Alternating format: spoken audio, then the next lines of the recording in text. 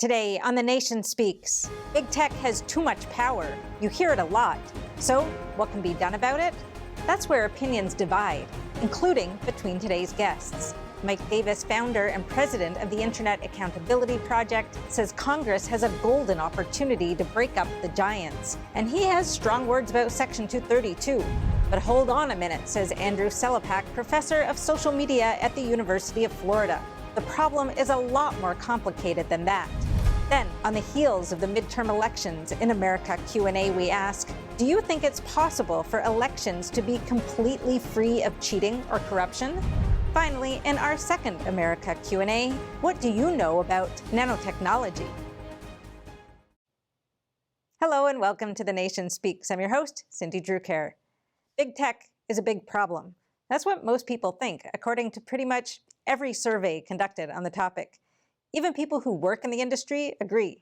Last year, in a survey of 1,500 tech employees by Protocol, 77% of them said that Apple, Amazon, Google, and Facebook have too much power. Only 8% disagreed. One big complaint, mostly coming from conservatives, is that social media platforms are using content moderation to censor certain viewpoints. Yet, nobody can sue, although Donald Trump is trying, because the companies are shielded from liability under Section 230 of the Communications Decency Act. Passed way back in 1996, 230 is seen as the pillar on which the internet grew into what it is today. But perhaps its time has come. For the first time, the Supreme Court will scrutinize 230. It took on two cases, one against Google, the other against Twitter. Both accuse the platforms of aiding and abetting terrorism by algorithmically recommending ISIS content to users, with deadly offline consequences. The ruling could change the future of our internet ecosystem. But censorship isn't the only issue people have with the tech titans. Monopolistic behavior and privacy concerns, like what do they do with all our data, also top the list. So what can be done about it? Can Congress tame tech, or are there other options? That's what we look at today. I sat down earlier with our first guest. Joining us now is Mike Davis, founder and president of the Internet Accountability Project. Mike, welcome. Thank you for having me. Your mission is to rein in the power of big tech through legislative reform. There are a lot of ways to go about that. What do you see as the top priority and what's actually possible in the next session of Congress? So there is a rare bipartisan window of opportunity with 60 votes in the Senate and a majority in the House and a president, President Biden, who are willing to rein in big tech by updating our century-old antitrust laws to finally hold the trillion-dollar big tech monopolists, Google, Amazon, Facebook, and Apple, accountable for their market abuses. They are crushing competition, shuttering small businesses, and canceling conservatives and others with whom they disagree. And we have people like Congressman Ken Buck, an all-star conservative from Colorado, along with Senator Chuck Grassley, my former boss, a rock-solid Republican in Iowa, who are willing to work across the aisle with economic populists to finally rein in big tech. And it has to be done by updating and enforcing our century-old antitrust laws. This is law enforcement. You are targeting the tumors on the free market. If you don't have a functioning market, you don't have a free market. It's time for Republicans, it's time for conservatives to stop talking and start doing. And there are several bills working their way through the House and the Senate right now. If you go to theiap.org/war room, you'll see those bills, and they can get done right now.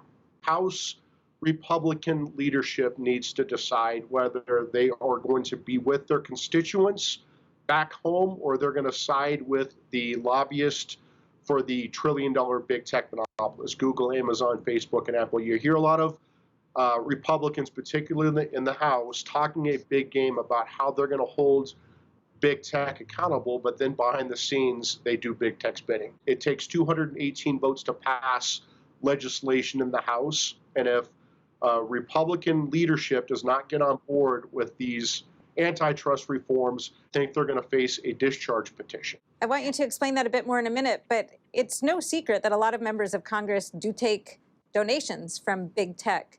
So the question is, like you said, they talk a big game, but then do their bidding, and that's probably because they're taking big tech money. So do you think there are enough votes with the appetite to actually do something about the problem? I do, and we're just gonna keep building at the Internet Accountability Project. We're a conservative group, and we are the first group. We started 3 years ago. We're the first group on the right to take on big tech, on antitrust, Section 230 reform, and data privacy. And when we started this group, we were laughed at, and now we are on the cusp of passing the most serious antitrust reforms in decades, and we will not stop until this passes the House, passes the Senate, and is signed by the president. We're joined now by Professor Andrew Celpak, a professor of social media at the University of Florida. Andrew, welcome. Thank you for having me. Let's start with 230. The Supreme Court has taken up both of those cases, which are asking whether platforms can still claim Section 230 protection if their algorithms recommend or host content related to terrorism. And depending on how that ruling goes, we could see changes in the scope of how 230 is applied. And a lot of people might be cheering to see 230 struck down altogether, but you think they haven't considered some unintended consequences if that were the case. Explain that to us. So Section 230, although it was a sort of something passed in 1996, pre-social media, pre-smartphone, back when we were still using dial-up modems.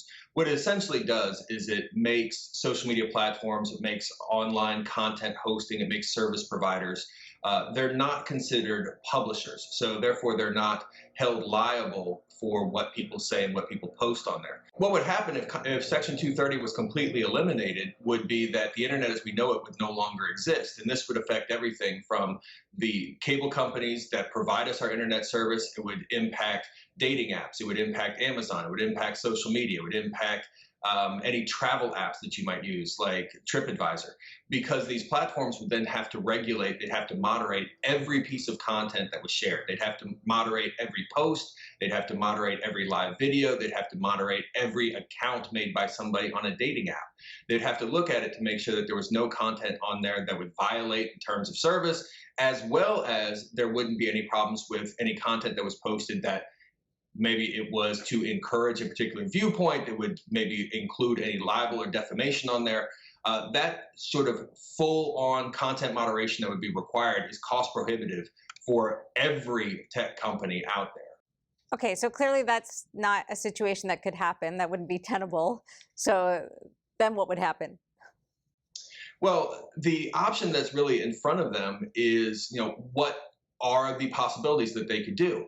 The two possibilities, if Section 230 is eliminated, would be that either the tech companies have to just let everything through.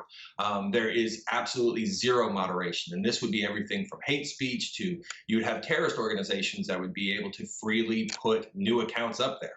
The Supreme Court cases that we've been discussing are related to ISIS and the content that ISIS has put up there. Essentially, ISIS, or whatever's still left of it, could have a TikTok account, Instagram account, Facebook, Twitter. They could have a Pinterest account if they wanted to.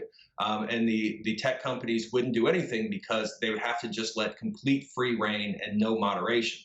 The flip side would be if these tech companies decided to do moderation, again, being cost prohibitive and not allowed, which would mean that all of us, 99.9% of us would probably have our content, would have our ability to actually access these apps taken away.